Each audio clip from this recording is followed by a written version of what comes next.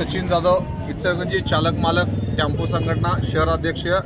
इचलकरंजी शहरात मोठे ट्रक अवजड वाहन बंदीचा आदेश व्हावा याकरता कमीत कमी आम्ही 3 वर्षाला पाठपुरावा करतो। 2 वर्षाला पाठपुरावा करून हा बंदीचा आदेश शहरात अंमलात आलाय, परंतु त्याची अंमलबजावणी अजून होताना दिसत नाही।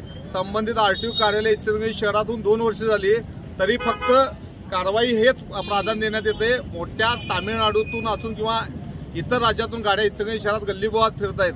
त्यांच्या जीवाशी त्यांच्याकडून लोकांच्या जीवाशी काय बरी वाट होते त्याचं कुणाचंही लक्ष नाही आहे। संबंधित अधिकाऱ्यांनी लवकरात लवकर लक्ष देऊन बंदीचा आदेश इचलकरंजी शहरात अंमलात आणावा।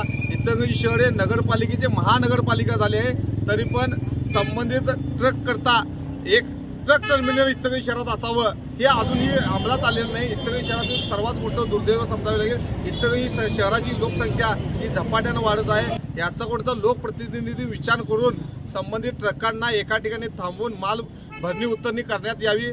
संबंधित इचलकरंजी शहरात ह्या वर्षभरात 5 ते 6 अवजड वाहनातून ॲक्सिडेंट होऊन लोकांचे जीव गेले, ते डंपर असू किंवा येथे मोठे वाहन असू देत, याची कल्पना संबंधित लोकप्रतिनिधींनी घेऊन लोकांचा जीव वाचवावा ही कळकळीची विनंती।